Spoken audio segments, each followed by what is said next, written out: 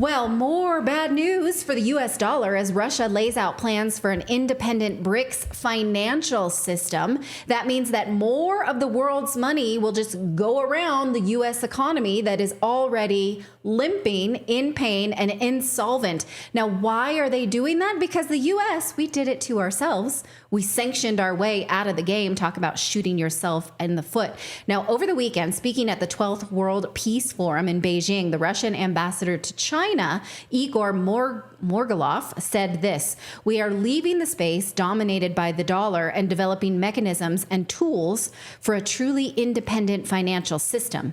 Its creation is not possible in the near future, but the steps taken in this direction are obvious." Now, he said that the countries that are game for this new system outside of the US dollar are Brazil, Russia, obviously, India, China, South Africa, Ethiopia, Iran, and Egypt. We've also seen interest from other countries such as Argentina. Now, why would they do this? Well, because the US has not been a neutral arbiter of international trade. On the contrary, we're a bully. Here's what Russian state media TASS says, that the U.S.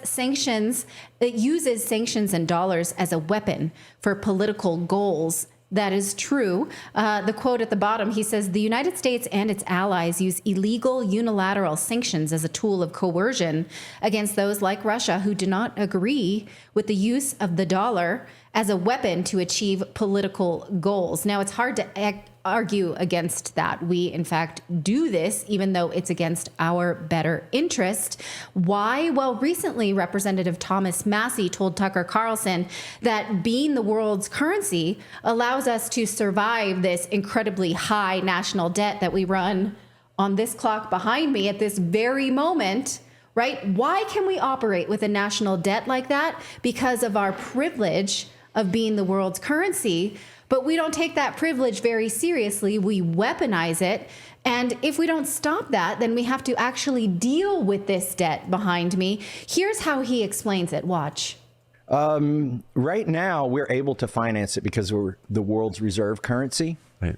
And when we print more money, which we're doing all the time, the Fed is doing that, we're actually taxing the world. Everybody in the world who holds dollars gets like a 3% transaction fee. I say we're kind of like the credit card at the gas station that gets 3% because you're using that credit card. Right. Well, we get 3% from inflation we cause because the world is using our currency. And we can do that as long as they use our currency. But I think it's going to end. At some point, they're going to quit using our dollars as reserve currency. I mean, I watched your interview with Putin, and one of the things, whether you hate him or not, one of the things he said that is true is when we sanctioned him, before we sanctioned Russia, 70% of their transactions were in U.S. dollars. And after the sanctions, it's less than 20% of their transactions are in U.S. dollars. So what we're doing with all these sanctions, ironically, we're shooting ourselves in the foot every time we sanction a country and say you can't use our currency to have a transaction.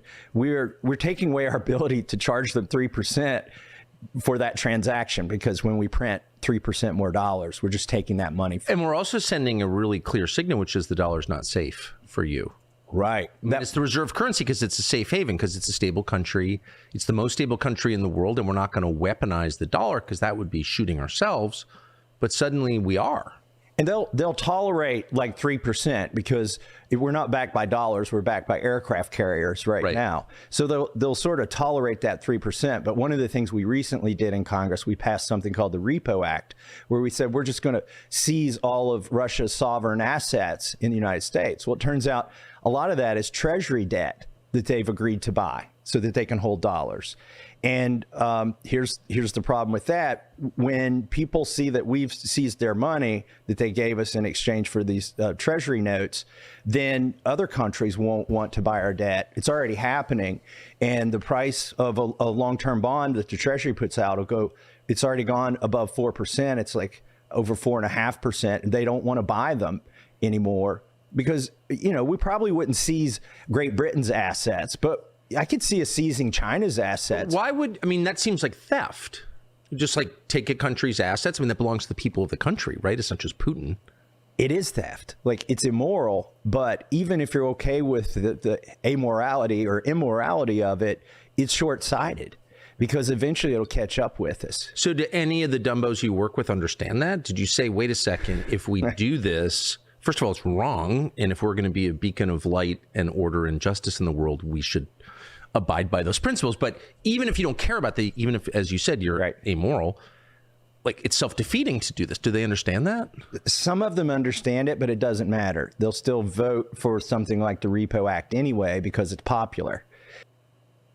Okay, so that popular bit, it really blows my mind because that means that your elected representative thinks that you want them to bully other countries and hurt our own economy to be the hegemonic world power. Do you?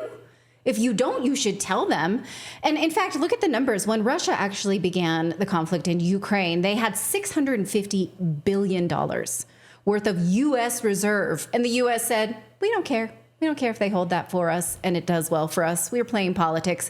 But Russia knew that the U.S. might do this prior to the war, so they started selling off dollars and stocking up on gold. Do you know that now they are the world's 5th largest holder of gold, worth about $140 billion? Well, that used to be us in the United States. Before World War II, we actually had 40% of the world's gold before we messed that up. Messed with a different word, if you know what I mean. And what do we have now? Air. We have a belief system. We don't even know how much gold we have. We have debt. nothing. We have debt. Yeah, that's how we operate. We don't even have air. We have debt. We have a negative version of air. Right. So again, we've gone over this story about the Fort Worth and the gold collection. It's really good. We'll do it another time if you want, because it's a crazy story that seems like it should be on Netflix, but it's real. So again, the US dollar became the world's currency. And, you know, there were warnings about this all along. We chose to ignore them. When the US became the dollar became the world currency, that happened in 1944 at the Bretton Woods Agreement. But in the 1960s, a Belgian-American economist named Robert Triffin warned about exactly what is happening. And I think it's worth reminding ourselves of what the Triffin dilemma is. This is from Carol Roth's most recent book, You Will Own Nothing. The Triffin dilemma from Robert Triffin acknowledges the challenges of the country that issues the world's reserve currency between balancing the interests of policy that benefit their domestic economy with the responsibility of keeping that currency as good as gold for the countries around the world that depend on its stability. So we've taken that good as gold and we pissed all over it. That's basically what we've done, because the world has to trust you if you are going to be the world's global reserve currency, and we don't care. So we cannot balance. You can't serve two masters. That's what the Triffin dilemma is. We've been warned about this now for almost 50 years and have done nothing about it. So this is exactly where we are. We are playing politics, and it is, in fact, shooting us in the foot. And instead of being the responsible banker, every single time we're hurting ourselves. That's why we have this terrible inflation. We are leaving ourselves out of global progress. And the rest of the world is saying, we're done with their games. We're going to work around them now. We've been warned. We're hurting ourselves. We're still doing it. So let us know what you think of that.